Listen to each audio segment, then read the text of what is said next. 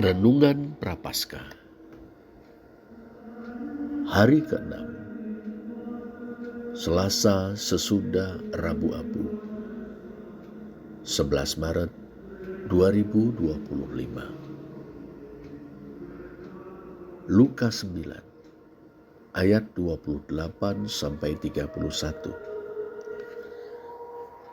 Kira-kira 8 hari sesudah segala pengajaran itu, Yesus membawa Petrus, Yohanes, dan Yakobus lalu naik ke atas gunung untuk berdoa.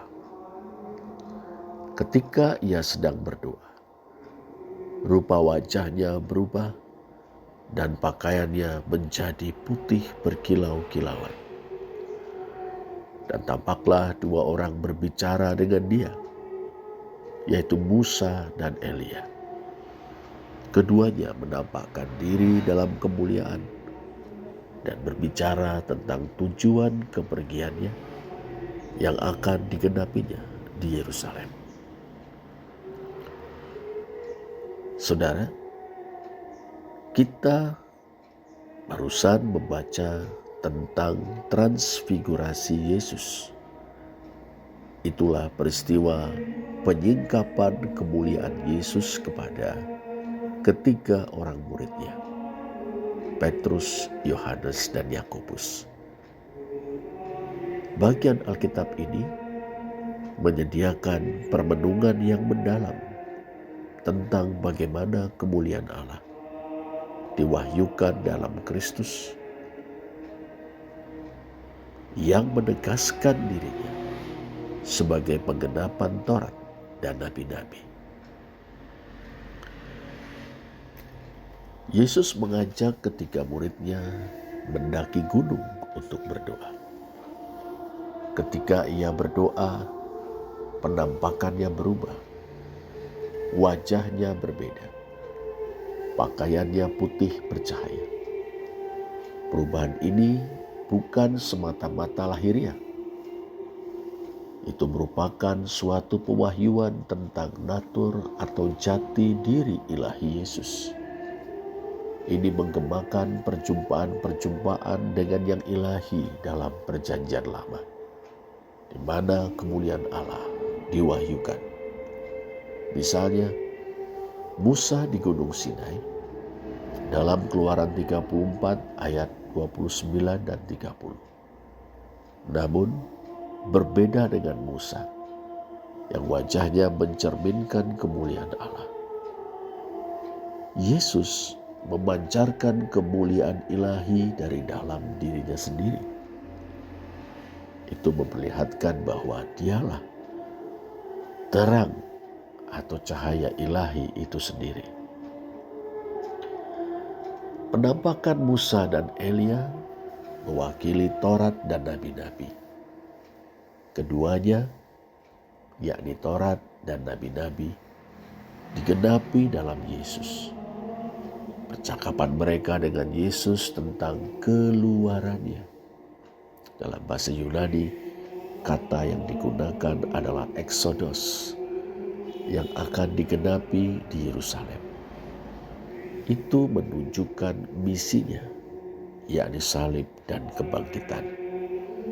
Exodus atau keluaran ini adalah suatu pembebasan yang baru dan lebih besar daripada keluaran Musa, yakni pembebasan bangsa Israel dari perbudakan di tanah Mesir. Exodus atau keluaran Yesus adalah pembebasan manusia dari dosa, kuasa-kuasa jahat, serta maut atau kebinasaan. Murid-murid menyaksikan Yesus dimuliakan. Tapi toh mereka masih harus belajar untuk memahami bahwa jalan Yesus menuju kematian mencakup penderitaan. Transfigurasi menyiratkan salib dan kebangkitan. Tiada kebangkitan yang jaya tanpa salib pedih, penderitaan dan kematian.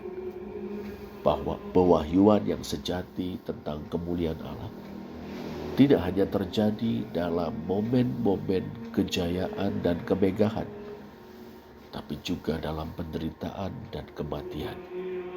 Yesus yang berpangkal dari kasih dan kerelaannya untuk berkorban. Pewahyuan tentang kemuliaan Allah dalam Kristus menantang kita untuk melihat kemuliaan itu bukan hanya terletak dalam kuasa dan mukjizat, tapi lebih lagi dalam karya pengorbanannya untuk keselamatan kita. Lantas saudara, di manakah kita dapat melihat kemuliaan Allah?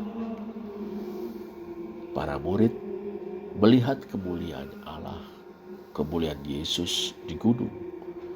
Tapi kita diajak untuk melihat kemuliaannya dalam kasih, kebenaran, dan kehadirannya dalam hidup kita.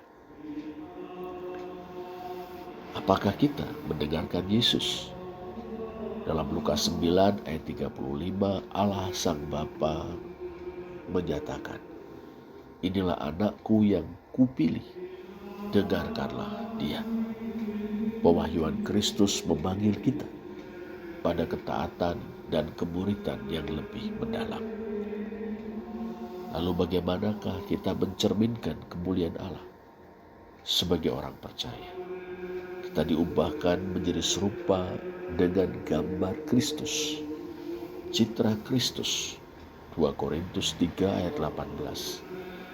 Sama seperti Yesus menyatakan kemuliaan Allah melalui hidup, pelayanan, dan misinya, kita pun dipanggil untuk melakukan hal yang sama dalam perjalanan iman kita sehari-hari.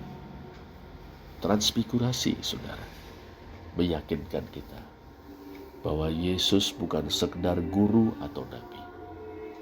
Ia adalah anak Allah, pewahyuan yang penuh dari kemuliaan Bapa. Transfigurasi mengundang kita untuk memandangnya, percaya pada karya penebusannya, dan memantulkan terangnya dalam hidup kita. Amin.